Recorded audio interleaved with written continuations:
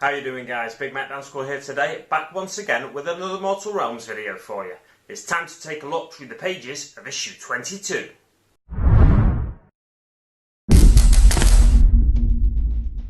Before we get started, I'd like to say a massive thank you to D Forks for making this video possible. He pledged to my Patreon at the Immortal sponsor level and basically bought this issue for me to cover this video. If you'd like to offer some support to the channel, you can check out the link to my Patreon up here in the top left corner or down in the description below. Coming in this week's issue, we get two new base paints in the form of Mephiston Red and Rakarth Flesh. Getting these directly from Games Workshop will set you back £5.50 for the pair, meaning you're losing £2.49 by buying the mag rather than just the paints. Let's hope there's some good content inside that make up for that. Also inside, we're getting info on Khorne, the Blood God, and the first part of the core rules.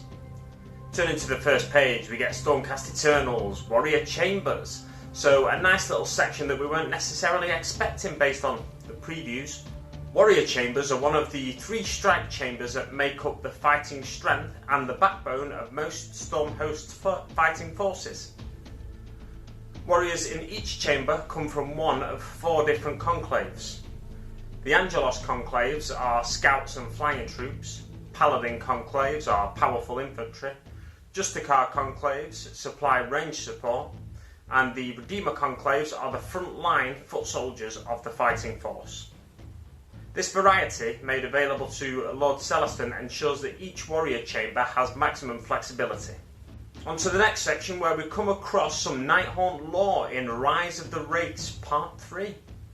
This is a section that charts Lady Olinda's rise to power in the Empire of Dolorum and how she tricked and schemed her way to the top.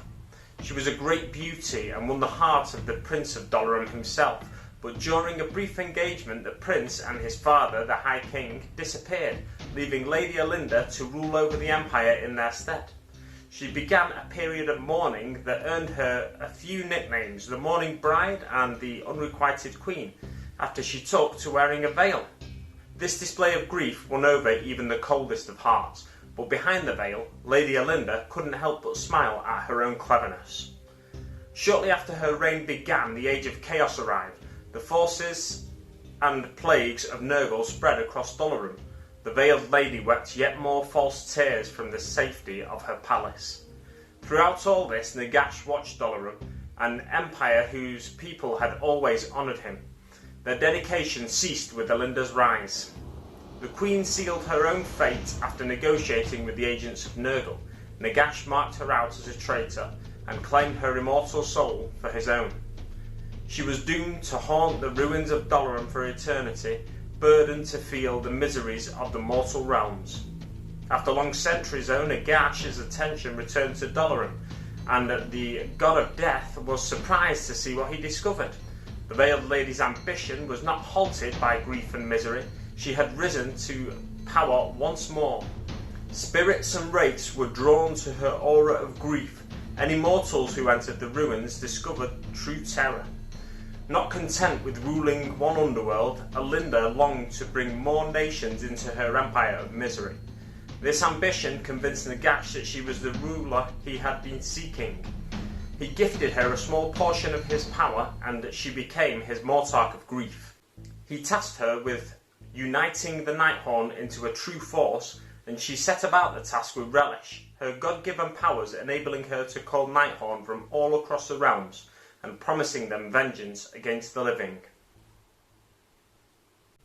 On to the next page, where we get Khorne, the Blood God. It's a whopping 4 pages, this section, with a heck of a lot of text, so bear with me, I've done my best to condense it without losing any key information. Taker of Skulls and Lord of Rage, the Blood God Khorne is wrath and fury made manifest. In many ways, Khorne is the simplest of the Chaos Gods. His one temple is the battlefield. He is not worshipped through prayer, but bloodshed alone. Every drop of blood that falls from a wound inflicted in battle is a tribute he gladly accepts. Whether they know it or not, all who take up arms in the mortal realms pay tribute to Khorne. Each life taken in anger increases his power. Skull Takers, a mortal who follows Khorne, has started out on the path of skulls. They seek immortality as a reward for their devotion and prove themselves through collecting the skulls of their foes. The greater the enemy, the more favour it will carry, so Khornate warriors often seek the skulls of leaders. The Realmgate Wars. Khorne warbands dominated large areas of the mortal realms, including much of Akshi in the Realm of Fire. After much plotting and scheming, the God King Sigmar finally enacted his plan of vengeance and sent his newly forged warriors, the Stormcast Eternals, to capture key locations. At the Gate of Wrath, the forces of Korgos Khul were defeated and the gate destroyed, cutting them off from their demon allies. Defeats like this concern Khorne not, as every death on the battlefield serves his needs. Brothers and rivals. Khorne despises Slaanesh the most, whose decadence is directly at odds with the Blood God's preference for directness and slaughter. Khorne is a god of war and hates magic, leading to tension between him and his brother Tzeentch.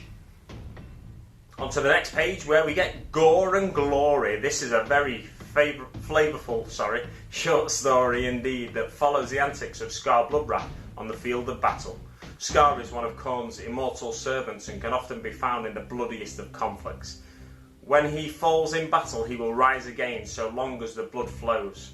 We also get a little info about some of the warriors of Khorne. First, Bloodletters, which are the lowest of Khorne's many demons. Drawn to battle like scavengers to carrion, they bellow cries of hatred as they swarm towards their foe. Then there are the Blood Warriors, who are mortals that have been granted Khorne's blessings to help them slaughter. They get beefed up, basically, and get these huge demonic axes and stuff. It's really exciting. On to the next section, where we get how to paint the Sigmarite Mausoleum.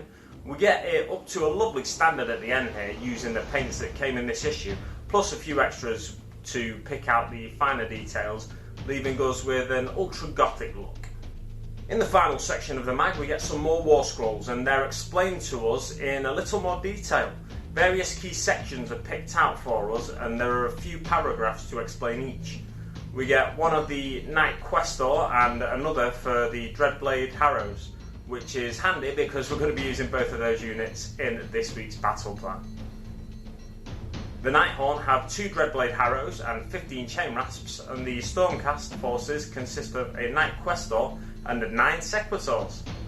The players alternate setting up a unit in their forces' territory, shown on the map behind me, and the printed terrain on the map has no effect on the game this time round. The Nighthaunt player goes first this time, but you'll be rolling off to see who takes the first move in the next turn onwards.